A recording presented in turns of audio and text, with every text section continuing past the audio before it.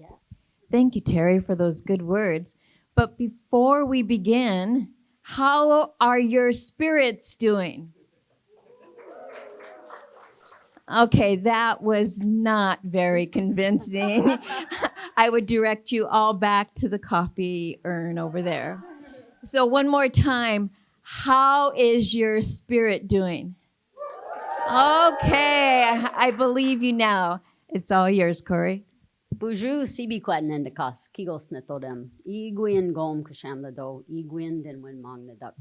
I'm CB Quad, I'm Fish Clan, and I want to thank the one who made everything for bringing us up to this now, for everything that's happened to this point. And I was looking around and listening to our first speakers here today, and I was thinking about some things that my husband, Wahwassuck, Henry Wahwassuck, said years ago, and he always said, he said, I fought for the U.S. government in Vietnam, and he said, I fought against the U.S. government in Wounded Knee.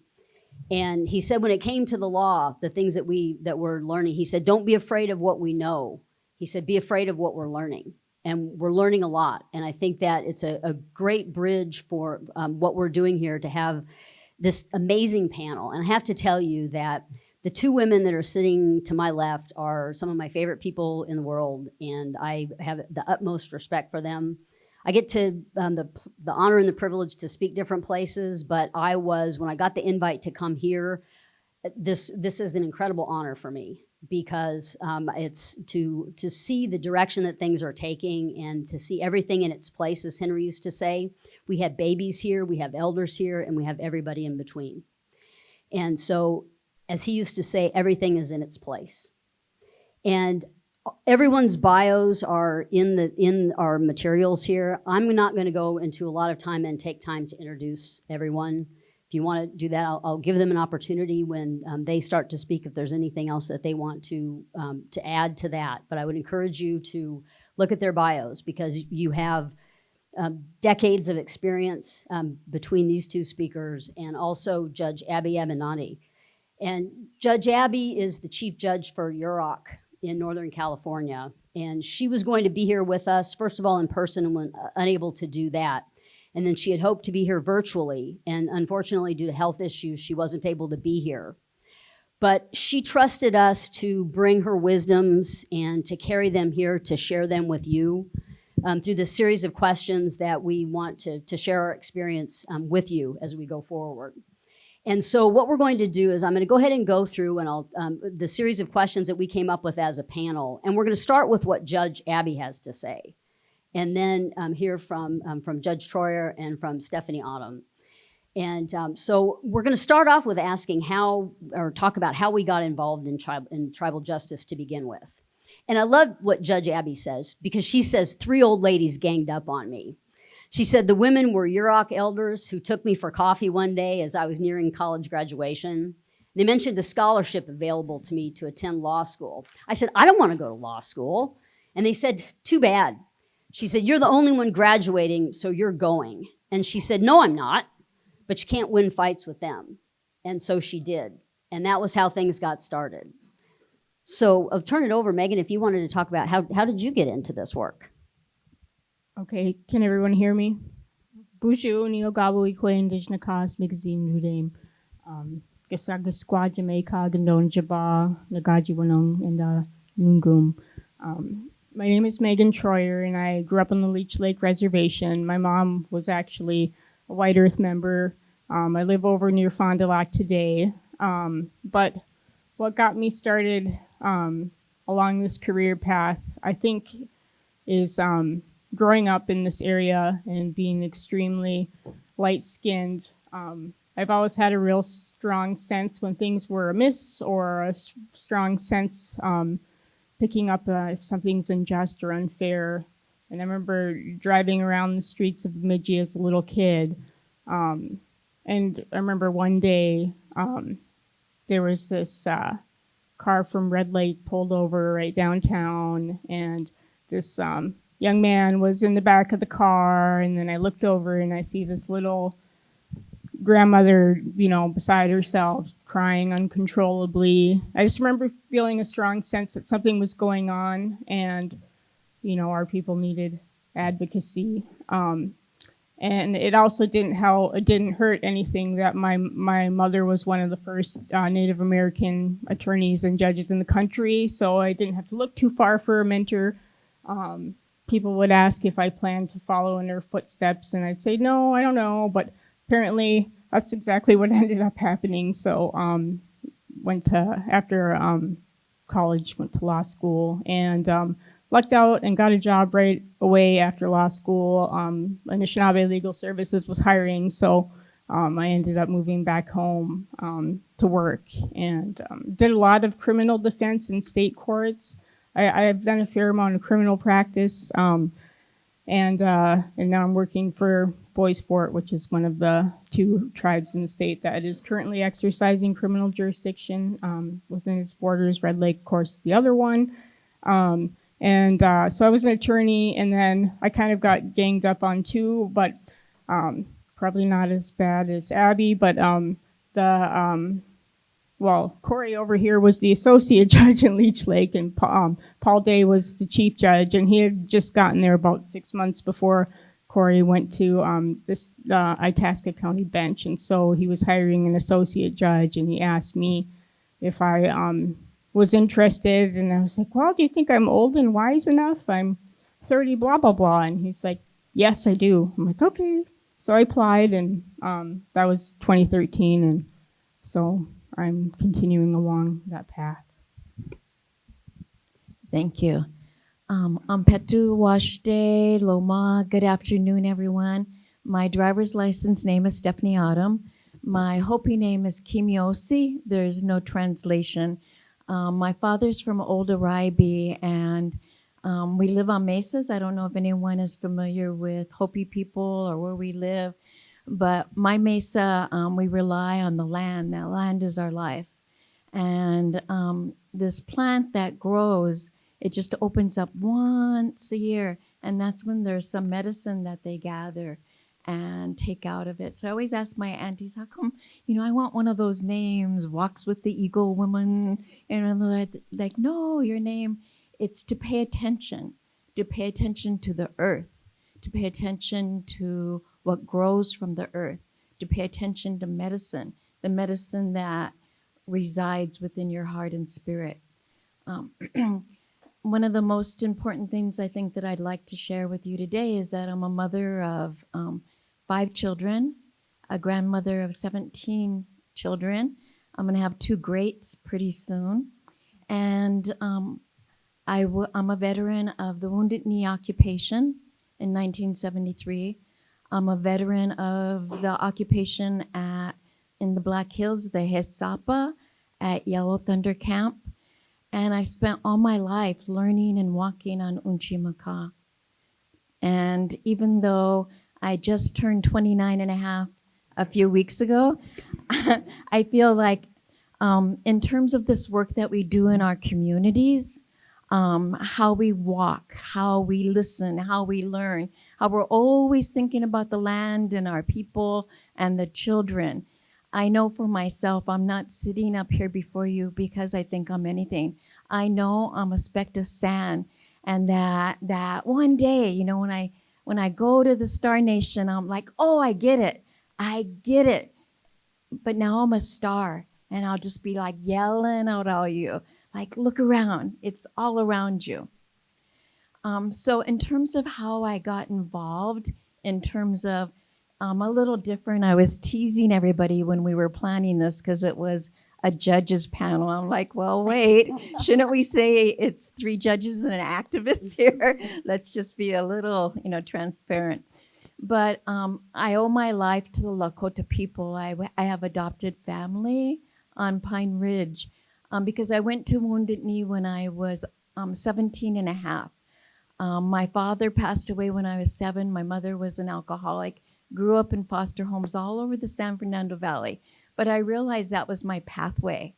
A lot of therapy later, a lot of ceremonies later, I'm grateful for this life I have.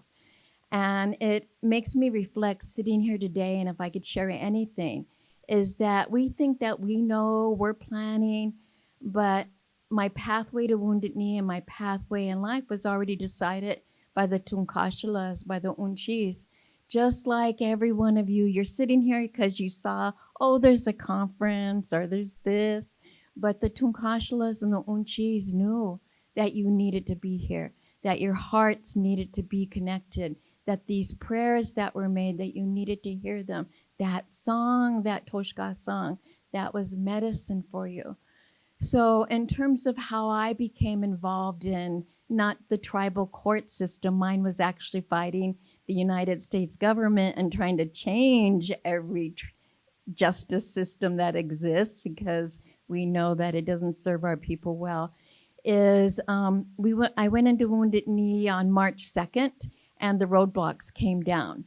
And I didn't know what I didn't know, jumped in a car with a whole bunch of students from Cal State Northridge, California, and just watched and observed because now we were the independent Oglala nation. And in that watching and observing, when they were bringing different Oglala Lakota women, Gladys Bizanet Ellen moves camp, Cheyenne Nichols, Geraldine Janice, they would come in, didn't bother if there were snipers, Army tanks, FBIs, nothing intimidated them. And as a teenager still, I watched that. And I, was at that age that I thought they were elders. I'm like, when I grow up, I want to be like them. And I didn't realize that they were only like 35, 37.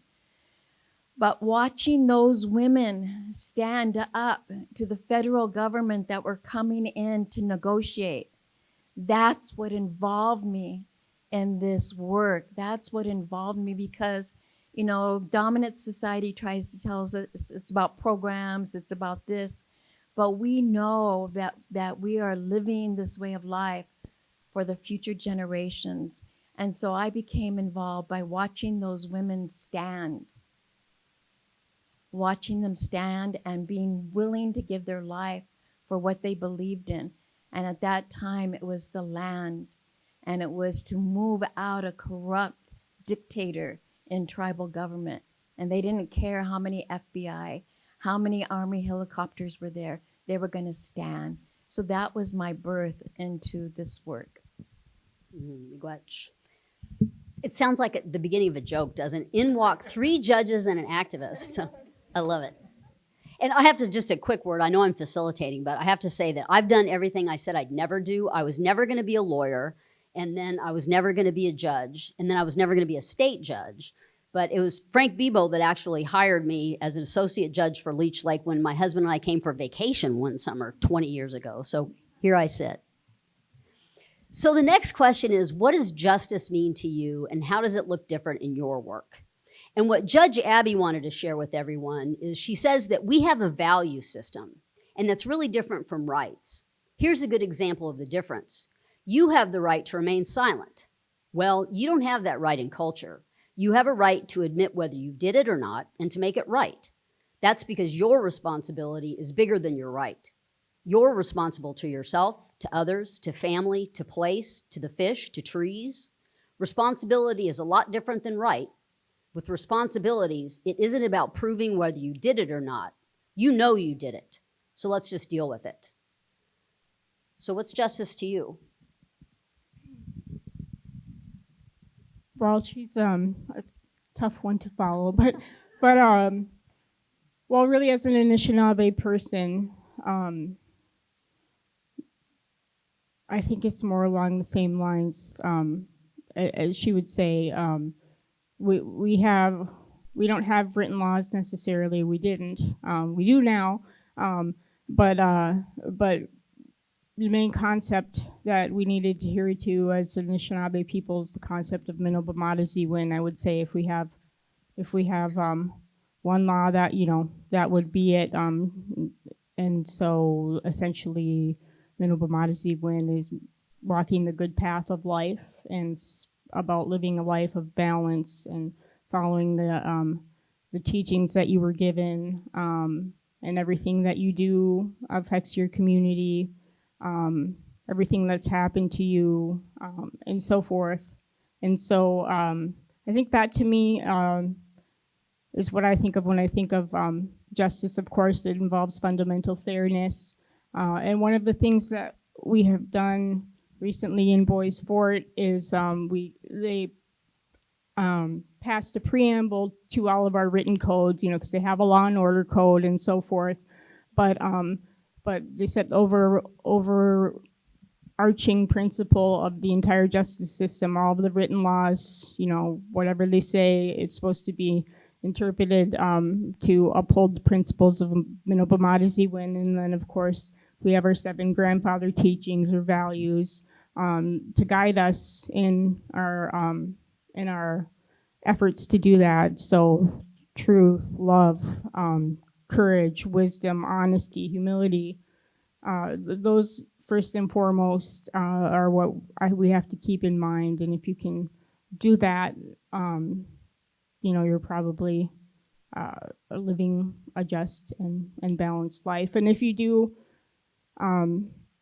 make a mistake or, you know, do something that upsets the balance in the community, there are ways to make it right. And so I think of it too as responsibilities. And really, you know, what we should be doing is trying to be good ancestors to the people that are coming behind us, and all of the good that we have inherited from our foremothers and forefathers. Make sure that everyone else that's coming along receives the gifts that we've been given, and to the greatest extent possible. You know, we all have historical trauma, so when there's somebody that's suffering from addiction, it's usually something they've inherited. And so try to heal anybody coming through the court system and try to restore the balance that had maybe been lost or damaged, you know, within their family system. Thank you. So I believe the question is what does justice look like? I'm waiting for that day. The first time I was arrested was after Wounded Knee, and I was in Wounded Knee almost the whole occupation. My mother died while I was in there, and they were able to get me out, and then I came back in at night. There used to be people that would walk supplies in at night, and I walked back with supplies in. So at Wounded Knee, that was my family. That was my Tawahi. That was my Tioshpaye. That was everything I knew. So after Wounded Knee, when the rest, all of us that stayed, because we did believe that we were not going to be arrested. We believed that we were under the protection of the Oglala Lakota Nation. But many of us went to Pine Ridge Jail, up to Rapid City, and then we were charged federal charges, multiple federal charges up here in the Twin Cities. So all my life, I've watched people I love, from veterans of Wounded Knee to people working in the community. I've spent my life in community because Wounded Knee opened my eyes that they call it a justice system, but I see it as just and us. I do research. I watch disparities in every county, you know, every place that I'm at. And it is our people that are most impacted by this just us system. And it just rises every year. When I used to work for Treaty Council, a brother of mine, Floyd Westerman, we would talk, and he would say, you know what, Steph? They've been digging us up for thousands and thousands and thousands of years. And the one thing they haven't found, he had a punchline, I forgot. I was supposed to do his joke. He said, do you know what they haven't found after digging us up thousands and thousands of years? And I'd say, what, bro? And he'd say, they never found a prison. So to me, when I think about justice for our people, justice in our communities, justice in our prison, is that it's my prayer, because I know that we can work and we can go to school and we can do everything we can to work for our people, but it's coupled by prayer as well. That through prayer and this work and having a vision of what it used to be in our communities and our nations before Western systems imprinted that domination and that form of you do something wrong, then you're going to be punished. So to me, a justice system is, and I think that's probably why I'm up here, because I've been a restorative practitioner for more decades than you can imagine, is that we'll relearn what is in our DNA. We will relearn. Most of our nations had peacekeepers. We didn't need other people to come in and fix our problems. We had clan mothers. We had societies. There is another way. Please don't misunderstand that I'm thinking that people should not be held accountable for when they cause harm. But what we know and what the research is telling us is that for our people, I work in prisons here in the state of Minnesota and South Dakota. For our people, I can say, standing on this land, that close to 97.5% of our littles and our adults that are sitting behind those iron doors, it is a result of a traumatized childhood. It is a result of addiction. So in the United States of America today, if this justice system is supposed to be some model that we're going to latch onto in Indian country, it's the wrong model. The United States of America imprisons more people than any other country in the United States. It's not working. It's not making people safer. So part of what I believe in when I think about justice is that we hold the Department of Corrections to redesign itself, to revamp itself, and that we start thinking about creating, healing, trauma-informed opportunities and problem solving way before it even gets in courts. So for me, in this world, and I pray that I live to see it, I know that I probably won't, and I pray that my Takojas will live to see a world, because I make this prayer every day. I wake up and I ask the Tunkashalas that let there be a day that our children will no longer be in prison. Our relatives will no longer be in prison. I make that prayer every day. I've been making it for decades, but it's my prayer that our children will wake up, and in our communities, we will have found a different way, following restorative practices, following the ways that were in place before colonization. I know, 21 years now ago that I came up here. I remember as a tribal attorney going to court in the counties around here, and I kept thinking, is it just our kids that are in trouble? Because that's all you see. And, you know, those disparities, we continue to see that. And so it really does take a different approach if we're going to be able to change things. So, and, you know, I think, you know, again, Stephanie, I'm going to pick on you first before Megan on this one, but we want to talk about sort of the differences between tribal courts and state courts. And I think that Stephanie's sort of seen that, you know, from her activist perspective. But Judge Abby says that our justice system, talking about at Yurok, is more grounded in the citizenry and more responsive to what people want. We're very keenly aware of trying to resolve problems as opposed to apportion guilt or responsibility. I didn't want to name it a court because I didn't want people defaulting into what their knowledge of courts were. And justice really means to me how you work together in community, to have a fair way of relating to each other and assisting each other and supporting what needs to be done in community towards our common goals. So Stephanie, I'm going to pick on you first with this one. If from what you've seen in your work, because I know with Tribal Law and Policy Institute, you're sort of seeing and helping to have more of a restorative approach, but what do you see as differences?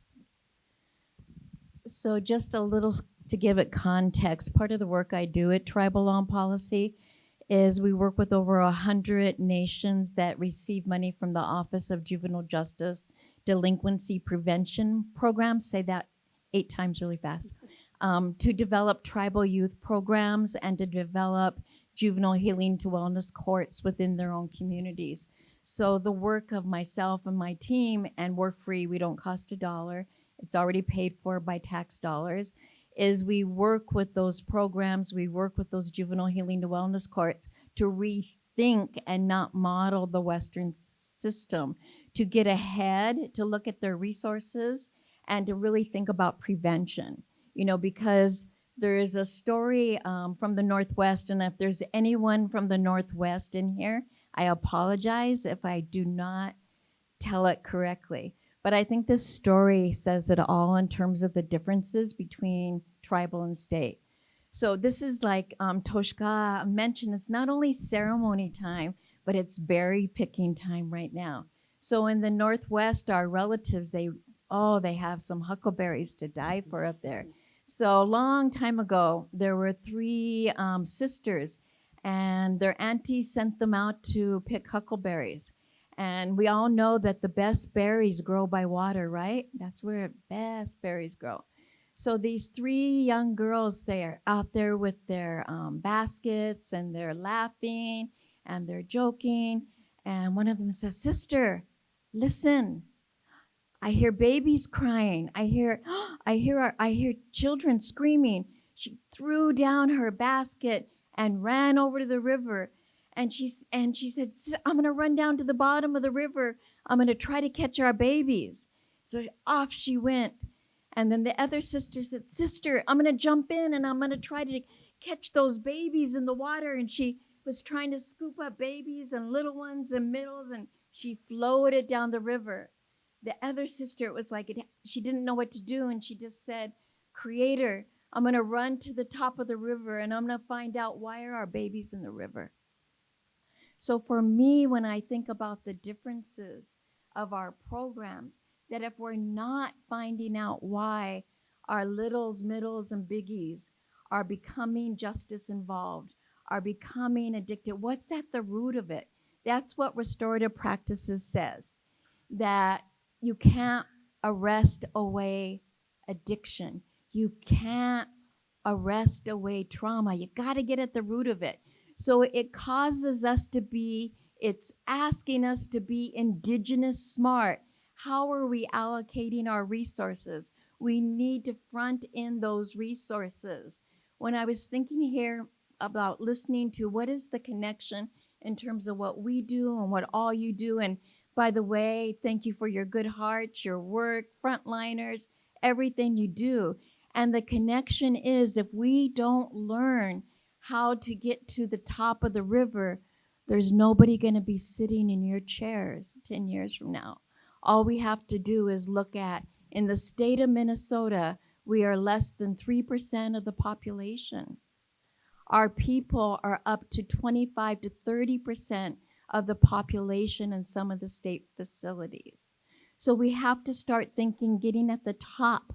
And so in juvenile healing to wellness courts, we ask them to redesign, think about restorative practices. And in restorative practices, the first step, and it's like decolonizing. We've been colonized too. I have to decolonize every day.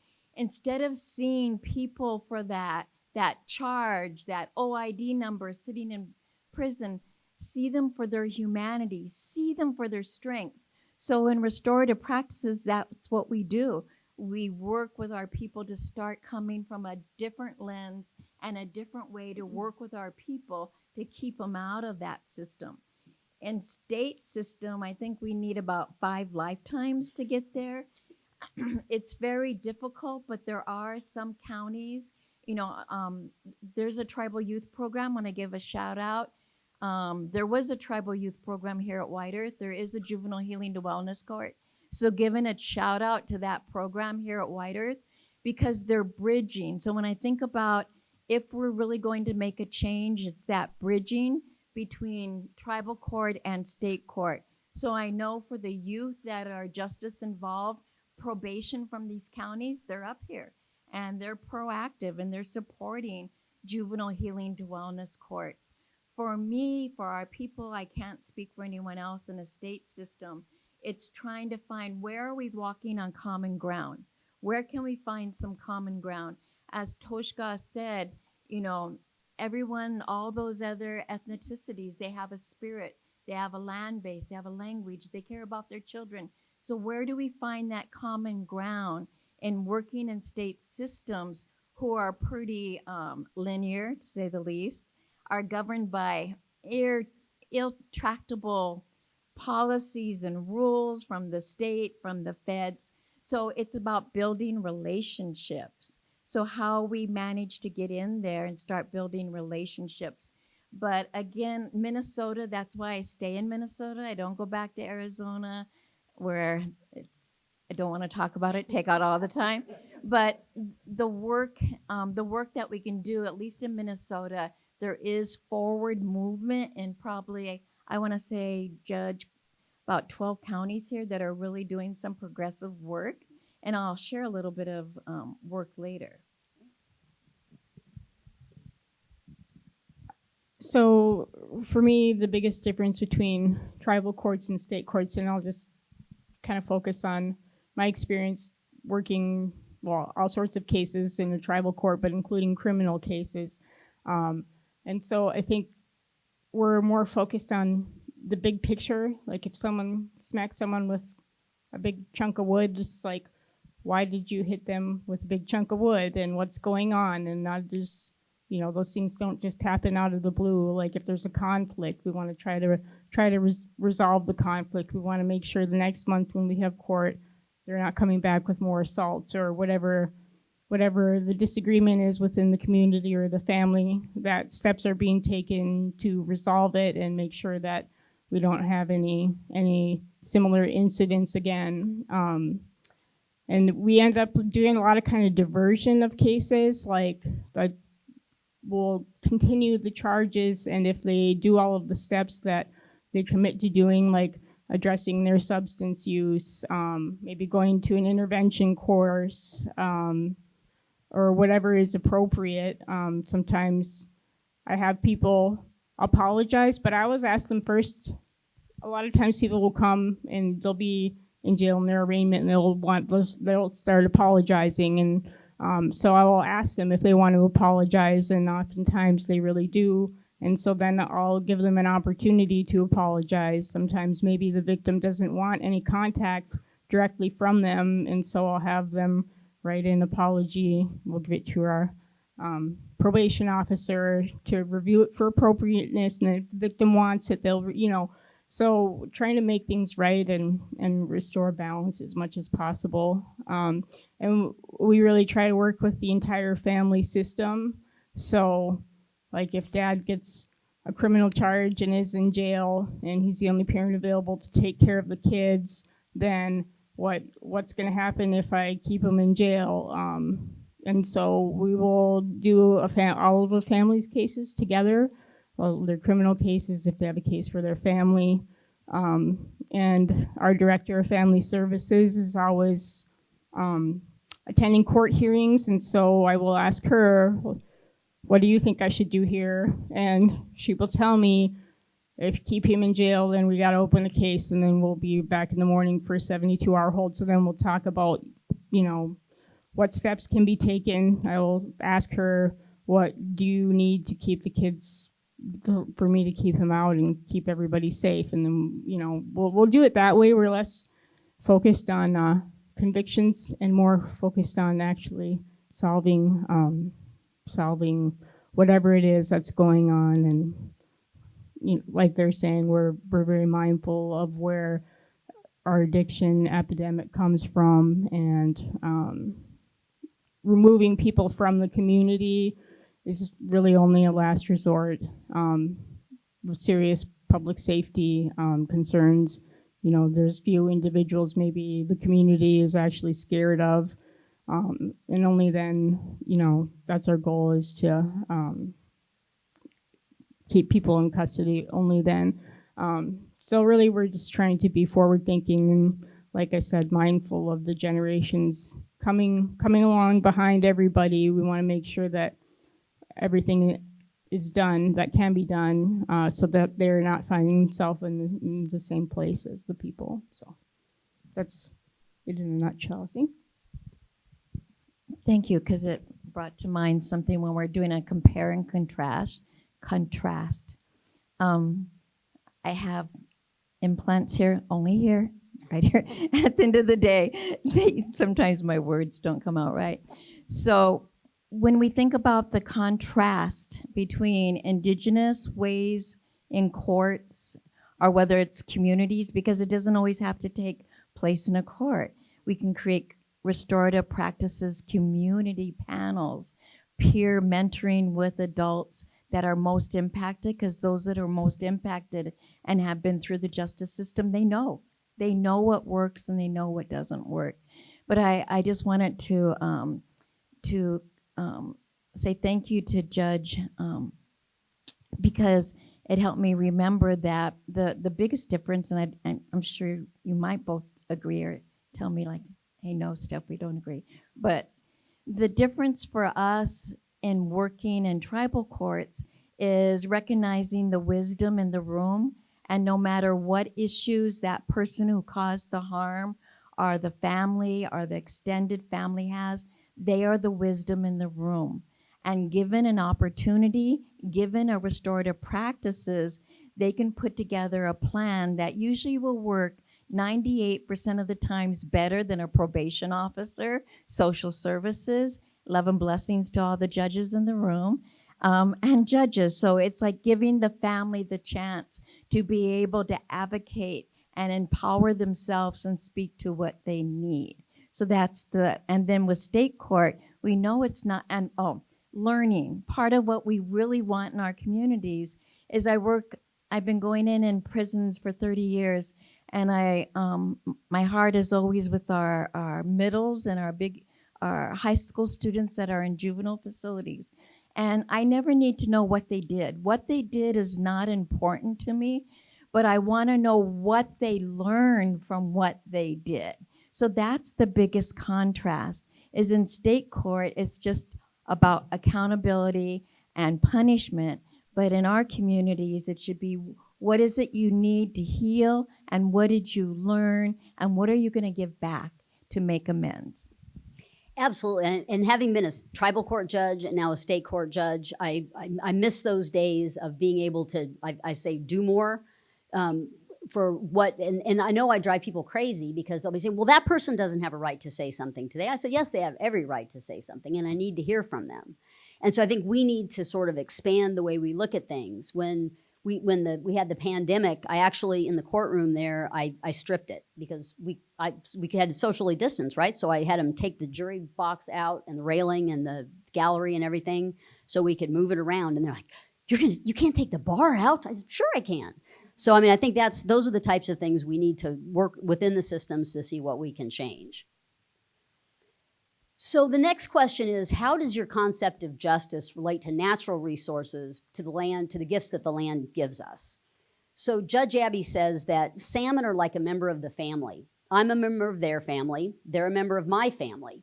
And you have reciprocal responsibilities. And if you don't meet them, then they can't meet theirs. They can't come and give themselves to you for food. They can't because you killed them all. You've let them die, or they died, or whatever. And that's the responsibility. You can't just use up all the time. You have to take care of what you've been given.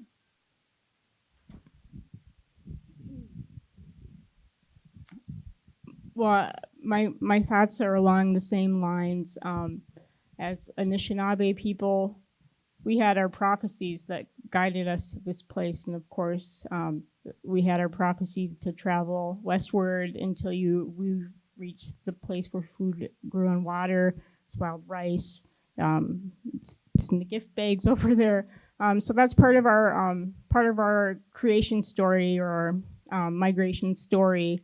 And so we were taught to live in balance and harmony with all of the gifts that we were given that sustain us: wild rice, game, and to never take more than we need. What else? Let's see. Humility. So that's a big part of Anishinaabe creation story, is that we got here last. Human beings were put on this earth after all of the animals, after all of the plants, and really so we know the least. And we're supposed to be really deferential to your elders.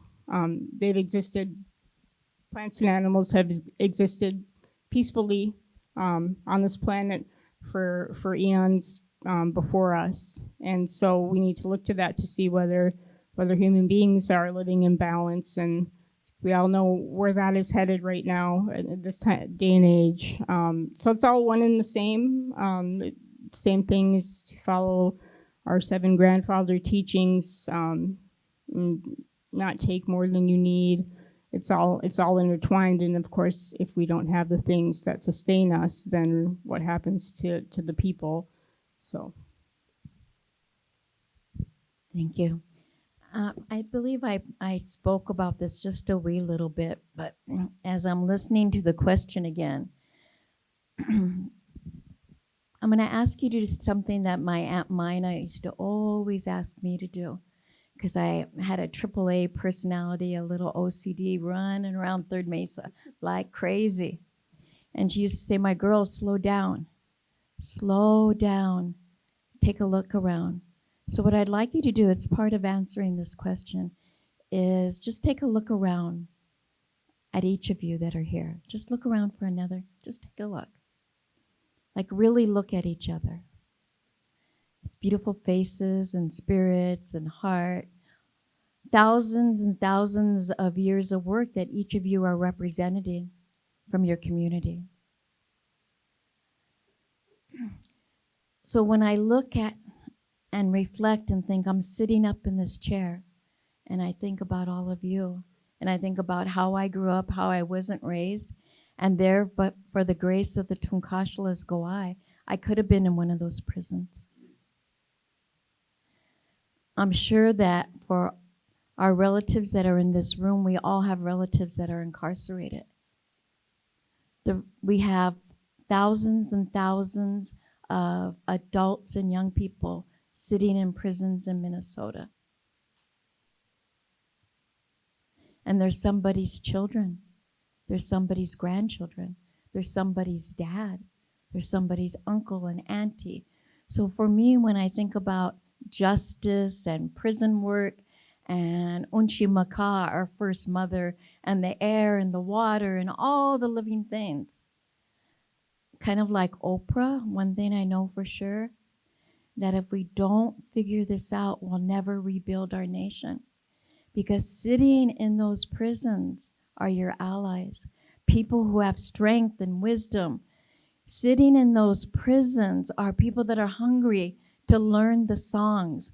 Unfortunately, most of the time what I always hear, and Toshka Virgil and Brother Merlin, who I used to work with, they would co-sign for me that unfortunately, most of the time our people are not learning their ways until they go to prison. They go in Inipi, they hear songs.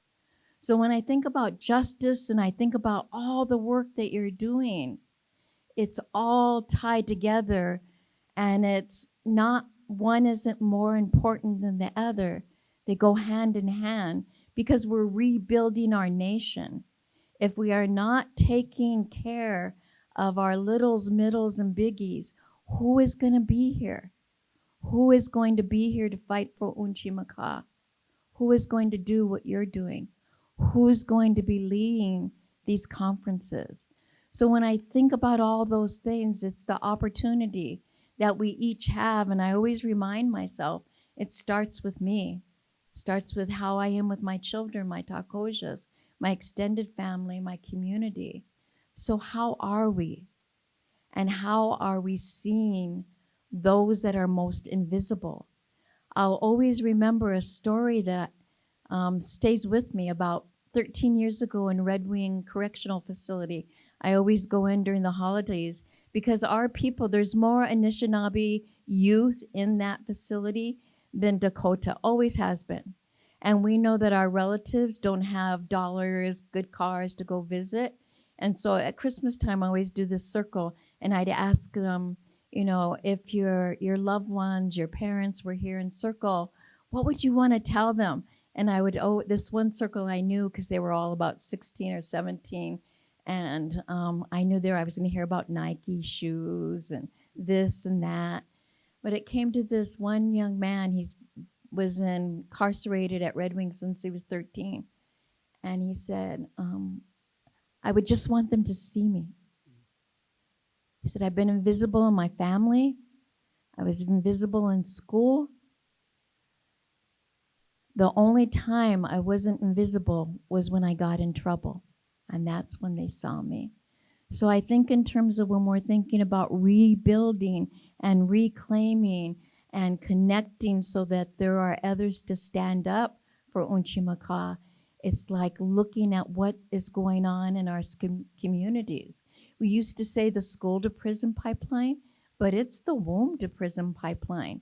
Let's look at it. Let's reallocate resources for spiritual healings in our communities, mental health services.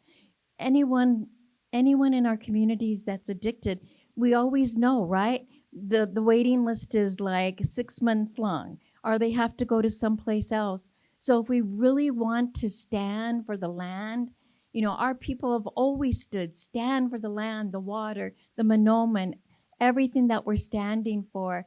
We've got to rethink community. We've got to rethink where we can empower ourselves to take care of our littles, middles, and those almost biggies. Okay, so next question. What are the and you addressed this a little bit, Stephanie, but what are the trickle-down effects of historical trauma and how do you address them? So Judge Abby wanted to share that basically I know the traumas. The 3 traumas for our people, indentured as slaves, boarding schools, and the massacres. We began to ask which of those happened to your family, because that's where that behavior came from. It's a very long process, but it's been very interesting for people to understand because a lot of times they don't understand why they're doing it. The first thing is conveying, for instance, domestic violence is not acceptable. Then 2, where did it come from? And 3, how are we going to stop it? So Stephanie, maybe I'll ask you first if you could, I think your last answer was somewhat, addressing that, but what do you want to add to that? I knew you were going to. There's a lot to add, so you may regret asking me. So I love Judge Abby, but I think we have to travel a little bit, utmost respect. But it starts hundreds of years before that. When people are forcefully removed from their traditional homeland, like pulling up a tree by its roots, when people are incarcerated, are punished because they're speaking their language, when you're witnessing your children being forcefully removed from you and taken across the country, that is still in our DNA. That is still in our memory. So we have to be able to create opportunities, restorative practices, whether you work in family services, ICWA, in the court, to really understand restorative processes, because it's not so much the behavior, it's getting to the root of the behavior. And in restorative practices, restorative practices isn't a program, it's a way of life. It's like our way of life. It's being a good relative. That's what restorative practices is. It's realigning how we work with our communities. Now, I remember when I was living on Pine Ridge, 4 children, recently divorced, social service didn't have time for me. They had 10 minutes for me. And we do that today. We don't give our people the time they need to tell their story, to get what's at the root of what's causing that behavior, what's causing that addiction, and then applying resources. And then that's when we see transformation, not rehabilitation. So it's really getting to the root of what it is. And then we'll see that behavior dissipate, because until we get to the root of it, that behavior is going to keep cropping up time and time and time again. If we look at the recidivism rates in Minnesota and we think that somehow we believe in this system, what we can look at for our people, especially are those that are in juvenile facilities, is that we have a 65% rate of our young people, and then they age out and they go to a state facility. In the state facilities, we have close to a 72% recidivism rate. These systems are inhumane, and they're re-traumatizing our people who have already been traumatized. So it's overhauling the system and creating restorative practices. And I know there's misinformation. It's not restorative justice. That's the Western way. It's restorative practices, how we integrate restorative philosophy, being a good relative, across everything we do. Restorative circles, family group decision making, which is a Maori practice, and that it's integrated into all of our systems, because you just can't take the justice system and apply something. It has to be across the board in all of our systems, coming at services through a restorative lens. Done. Boy, don't I know that. Megan? Well, so I think we all know that historical trauma probably plays a role in just about any case that would be coming through a tribal court in the area, whether it's criminal, whether it's a child protection case. Like Stephanie was saying, you know, it goes back to even before. But if you look within each family, there's something. For us, mostly around here, it's boarding schools. You know, even in my own family, my grandmother was 5 years old when she went off to boarding school in the Wisconsin Dells. And so there's no one, you know, really obvious way to fix that, except it's case by case, family by family, person by person. You know, every child protection case that you have where you can, even if children don't end up with someone in their immediate family, you know, the family member that you can set up contact with and maintain contact with, that's one more tie that the children have to the rest of their family and their roots. You know, any little way, and I always try to be mindful of that. And then, of course, you know, it's not even just the little ways. Of course, we want families to reunify. In the state courts around here, you know, I kind of feel bad for Korey. They have these really rigid timelines, like you get to month 11 and you have to file for permanency. Like, I would quit my job if I had to come up with a permanent decision for a family in 11 months. We don't even get, the first stage is an adjudication that the children or the families in need of services. So I'll give a family a year or two to actually acknowledge, yes, there are some things going on here. There's some substance abuse going on here that we need to address in a meaningful way, you know. And that's the kind of thing that you're not going to get all ironed out within 11 months. So anytime one of her colleagues tries to recruit me, I'm like, nope. Not doing that. Well, Yeah. And then, of course, then with the state, they want you to just spend 15 minutes on the hearing to make those decisions. So it's not, it doesn't work out very well. Yeah, so we take our time, and you listen to people, and I, like Korey was saying, when there's family members that are in the court, I always listen to them, especially grandparents, and they're going to know a lot better than I would what's going on with their family member, and so I was looking to them and the strengths that, you know, each family has, and there's always strengths. So I don't think there's one real easy answer, and also just being mindful, like I was saying, if you're gonna keep somebody in custody, you know, only as a last resort, because everybody in the community plays an important role in the community, whether they're a son or, you know, a child or a parent especially, and so you really have to take a look at what's going to happen next generations down the road with how I handle this case. So. And kind of springboarding off that about the about restorative practices. So how do you mesh the concepts of innovation with ideas of tradition, and how do you keep traditional practices alive?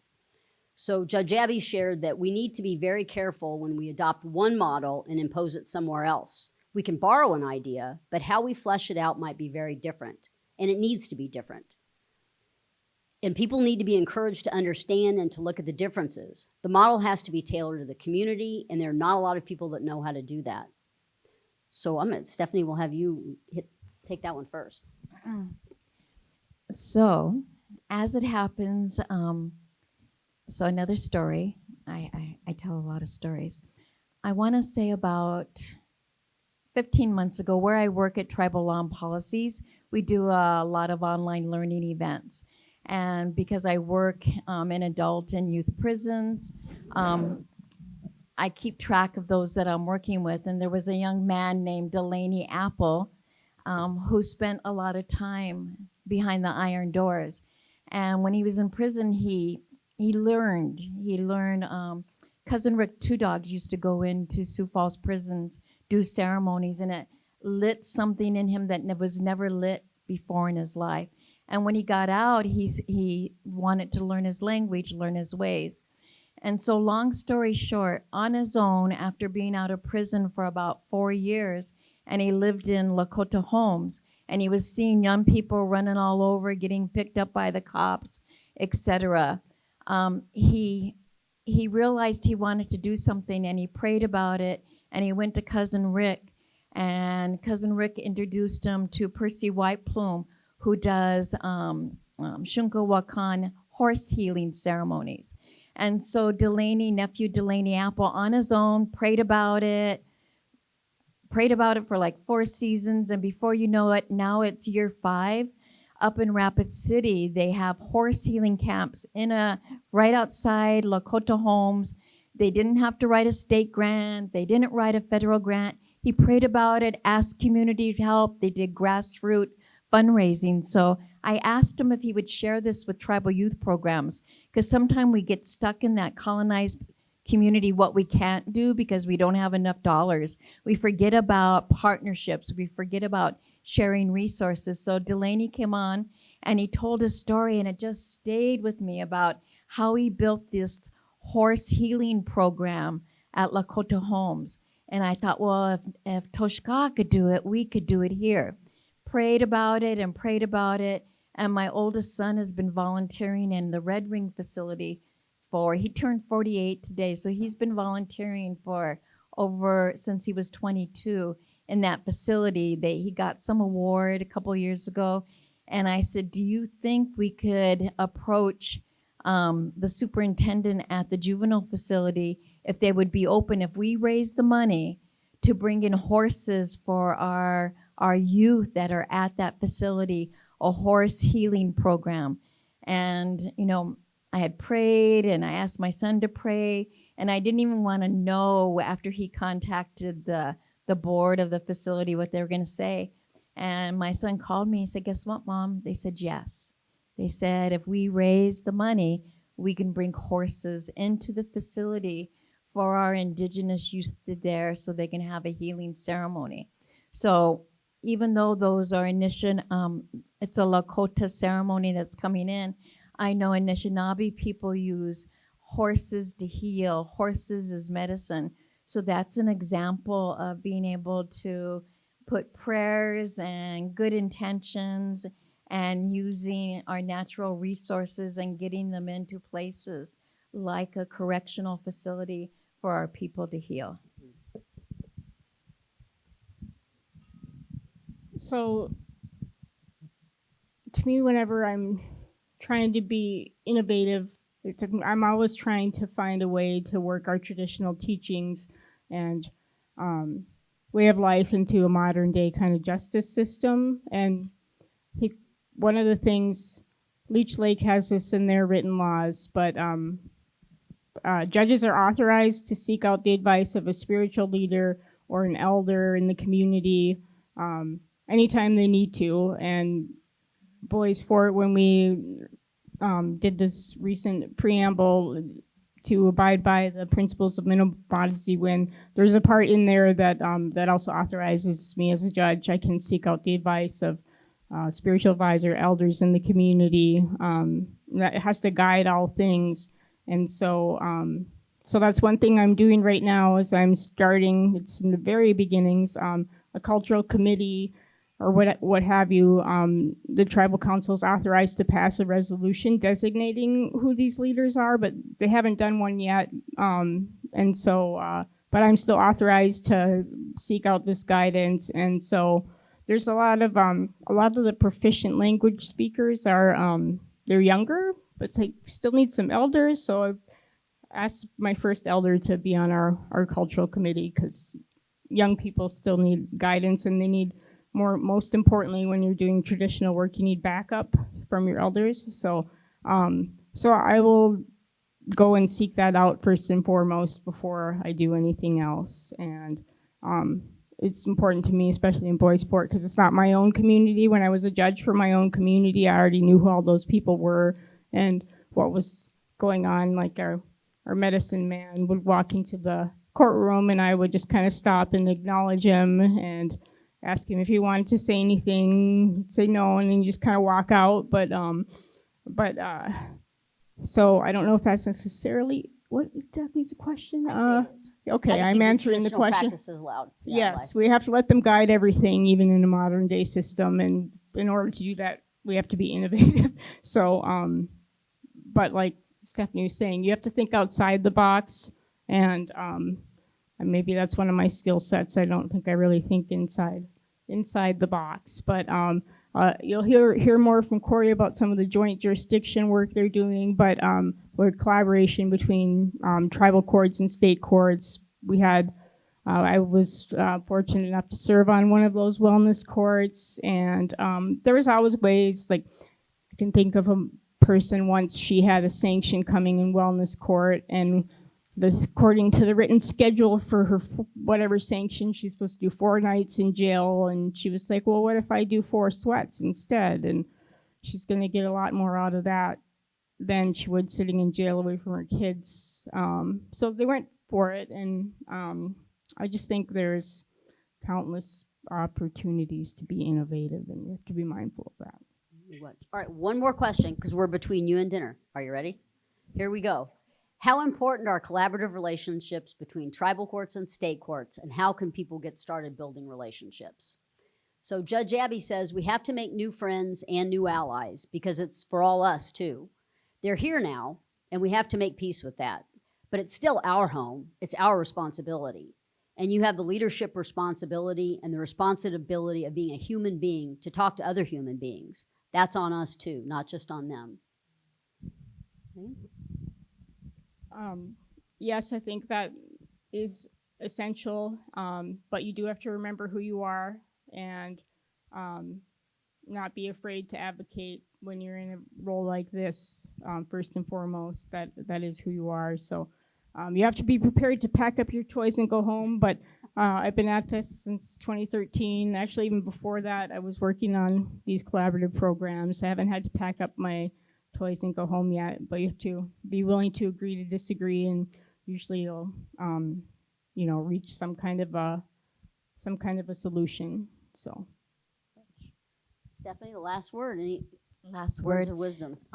For me, it's about decolonizing, helping people in state systems decolonize. They're thinking about our people because they've learned the wrong narrative. They've learned everything that isn't the truth about who we are as Indigenous people, how we think, how we pray, our visions. So it's really, for me, it calls upon me to do my utmost to be a good relative to everyone, and taking that time to build alliances and re-educate people in terms of who we really are, because they need to see us as human beings.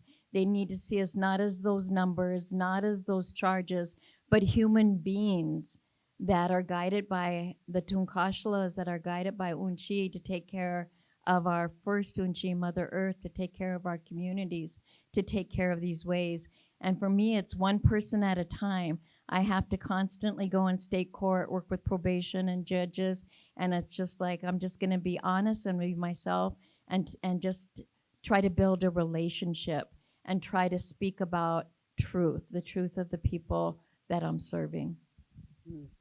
Chimigwech to these brilliant women, and I thank you all for your patience and being here with us. And the one last thing I want to say is that I've signed a lot of orders as a tribal court judge, but in the last few weeks, an order came across my desk to expunge a conviction for one of the water protectors, and I was really proud to sign that order. So Chimigwech.